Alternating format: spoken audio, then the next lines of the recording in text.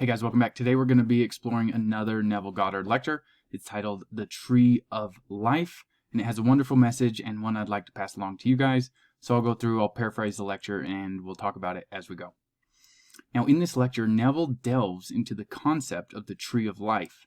He begins by explaining the idea that every human being is like a tree, with roots that extend deep into the earth and branches that reach up towards the sky. Just like a tree, a person has the ability to draw substance from the earth and to grow towards the heavens. He goes on to explain that the tree of life is a symbol that has been used throughout history to represent the connection between the physical and spiritual realms. It is a symbol of growth, renewal, and the cyclical nature of life. The roots of the tree represent our connection to the earth and to our physical bodies, while the branches represent our connection to the divine and to our spiritual selves. To Neville, Jesus Christ is the pattern of redemption of God unfolding in each human being. He says, man has been taught to believe that Jesus Christ is a man external to himself, but Jesus Christ is contained within man as a pattern. He is God's vision of man, and that vision is forever. It was God who said, "Write the vision, make it plain upon the canvas, so he may run who reads it. For the vision has its own appointed hour. It ripens, it will flower, and if it be slow, wait, for it is sure and it will not be late." Now Neville teaches that the person Christ is your higher self. The higher self of all humanity is being redeemed through the transformation that occurs in each of our individual lives. When we find Christ, we find him within us.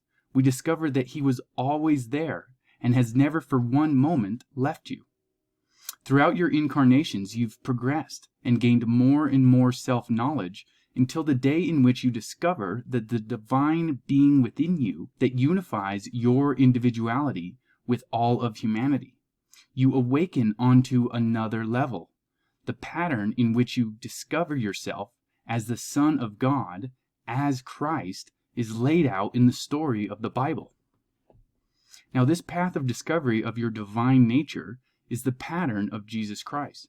Once you find this higher power within you, you are born again from above, and new life begins. He says, only one who has been born from above can reveal the truth of the statement, "You are born from above." I have heard unnumbered arguments about this statement. Some claim it means radical change in one's behavior, as those who were once violent become quite tender and considerate. But I tell you, it hasn't a thing to do with that. The event is literally true. You are actually born again from above, and this I know from experience. Neville teaches that when you come to this experience of being born from above, you take on the garment of Christ. You change your whole orientation and begin your cosmic life in the heavenly spheres. From there, with the eternal truth of Christ within you, you walk in the light and direct your life forward. The person who remains on earth is what he refers to as David. For David in the Bible overcame and rose to rule over a kingdom. But David ruled the kingdom from devotion to Christ, who reigned above. Therefore, when you meet Christ, you awaken unto your eternal nature. You grow new capacities and powers to create, heal, and transform your world. You speak unto your earthly self as Christ. Christ is the Son of Man, in which is the purification of the divine spiritual element within you and within humanity. I know that can be challenging to see and understand, but I assure you, in time this vision, this perception, and this orientation will arise within you, and the tree of life will continue to blossom and bring you fruit. Further on in the lecture, Neville encourages us to use our divine powers to create the life we desire, to acknowledge which desires have come to you individually, and that those desires are yours for the taking.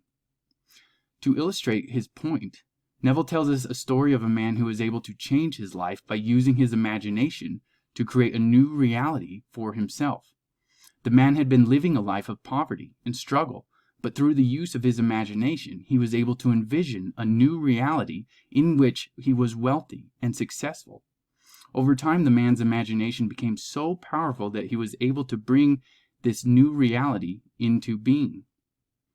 Now, Neville explains that the tree of life is not just a symbol, but a living, breathing entity that can be interacted with and even changed.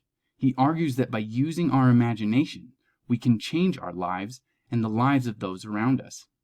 He encourages us to embrace our inner power and to use it to create the life we desire. Now, the tree of life is not just a symbol, but a powerful tool. For understanding this concept gives you further content in which to shape your life. Now, Neville encourages us to use our imaginations lovingly and to create these lives with all of humanity in mind and to bring about positive change into the world. By tapping into the power of the tree of life, we can grow and we can flourish just like the tree in the forest. Once again, this lecture has a lot for us to reflect about, and I hope you find time today to do so. I'm going to be putting out many more videos on Neville's lectures, as well as my own messages and insights on spiritual development and transformation. So I hope you join me on those future videos. Thanks for watching. Talk to you soon.